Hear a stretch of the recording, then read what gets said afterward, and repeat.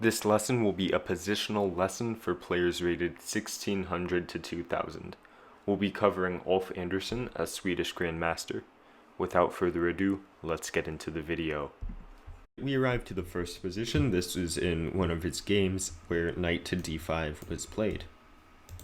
So, black took, and here would you take with the bishop or the pawn? And now this is a small thing, but positional. The difference between these two moves is 0.4. You can take with the pawn or the bishop. Ulf decided to take with the pawn. And think of it this way. This pawn is controlling as much territory as the bishop would. And you can think of this pawn as an extension to the bishop. Except they have to move pieces here, so it's actually more in control. So after that, black took on d5, and the other question, would you take with the e-pawn or the bishop? And the answer is clearly the bishop here in this scenario, because you don't want to give yourself doubled pawns. Although it is interesting, if you take with the e-pawn, you do have the open file, but there is still even a tactical reason this could not work. Bishop h6, but actually white does have f4, but you don't really want to weaken your structure like this. We're getting sidetracked, but he took with the bishop and put his queen on a central spot. So this lesson will have a theme in it, and that is called the theme of two weaknesses. But two weaknesses basically means, say you have a weakness on the king side and a weakness on the queen side. You would put all your pieces, or not like that, you would put all your pieces on the king side and force them to act passively on the king side, and then all of a sudden switch your attention to the other side of the board, where you would exploit that side of the board. So in this game, we will try to recognize two weaknesses in our opponent's position, hopefully on other sides of the board. So bishop f6, and we've already sort of recognized our first weakness. So, and that would be the C file. So here, pause the video and ask yourself this question. Whoever has control of this C file will most likely win the game. So how can you guarantee yourself control over the C file in this position? Now that you've paused the position, the answer is rook to c4. Rook to c4 with the idea if they take, you can take with the queen, and you have control of this, and you are threatening to go rook to c1 and double up and get control of the c file. So he took, takes, queen f4 and rook c1 as planned. So we have one weakness down after the trade. We get this big center. We have one weakness down, and that is the C file, and now we just need our second weakness. f6. And now, before the move f6, the evaluation of this position by the engine was around plus 0.3. After f6, it was plus 1.1. So f6 pretty much lost his opponent the game. And here's why. f6 creates another weakness on the king side, while there is a weakness here. So you may be thinking, okay, there are two weaknesses, Anthony, how do we exploit it? Well, you're about to find out.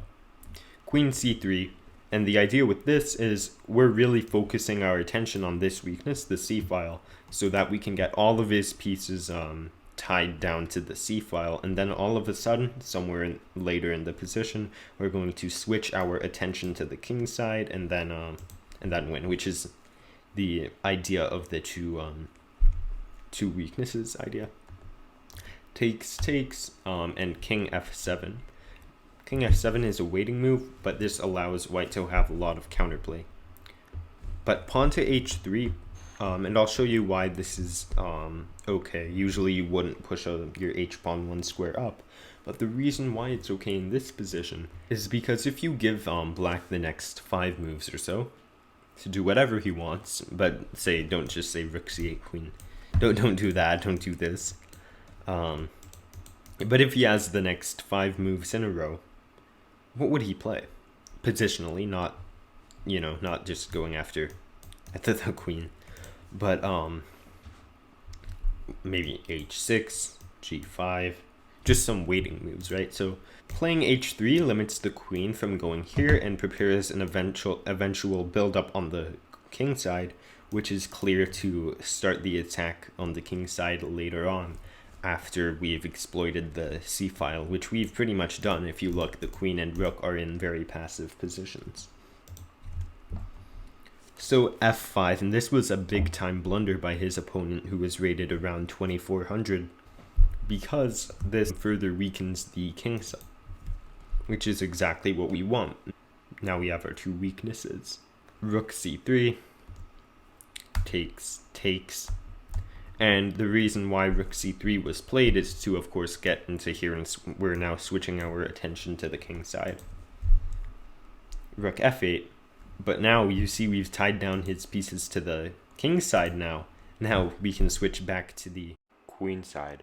So a4 is, remember, his pieces are passive, they can't do anything, and we're just playing moves that gradually improve our position. a4 gains more space and limits the queen from the b5 square, or a pawn, whichever one that would like to move there. And now king to g7, which is another mistake. First we play pawn to g4, remember, slowly improving our position, and rook f6. And now the evaluation is +2 by the engine, believe it or not, because queen to d4 threatens very nasty things along this diagonal. g5 was played to stop g4 by white, and now pause the video and find the key move for white that breaks into black's position and wins him the game. And by the way, this is not a tactic, this is just a positional idea like we've been doing this whole lesson. So pause the video now. Now that you've paused the video, the correct move is pawn to f4. And if he takes, what happens? Pause the video. If he takes, then simply pawn to g5, and you're winning this rook because of the pin. But after f4, h6 was played, defending the pawn, and f5, just clamping down on his position, and now his pieces really can't move. And now we're going to divert our attention back to the queen side and cause some havoc there. Queen d8, preventing queen b6. Oh, and by the way, queen b6 was a big threat. I think instead of f4, queen b6 might have been the second best move. Anyways, it was good, but now we have queen b5, putting pressure here. And rook f7. And now the queen can take here, but queen a5 allows too much counterplay from black, and we're trying to crush them here. So instead, we played rook c4, threatening queen c3, and say the king moves back. Here is just winning for white. But so of course the king moved over to prevent that. Now queen d3 was played with ideas of f5, of course blocked by king h8. So now white takes this pawn, and there isn't too much counterplay for black. Queen a8 is what he played, which was his only source of counterplay. But just queen c4 and a little bit of defense. Passed pawns are meant to be pushed with b4, and eventually queen e4 was played, allowing this, and then after pushing the pawn, h5 was played and white took. And if you'd like here, white can deliver the final blow. There are a few moves here that work, and I'll go through all two of them, or three. Two are good, one is the third best. So here the best move is rook to c8, and then just planning to get in somehow. the second best move is f6, which is what he played in the game, and here black resigned. So I hope you guys enjoyed this lesson for 1800 plus around, and about positional play featuring Ulf Andersson, and we'll see you guys in the next video. Peace.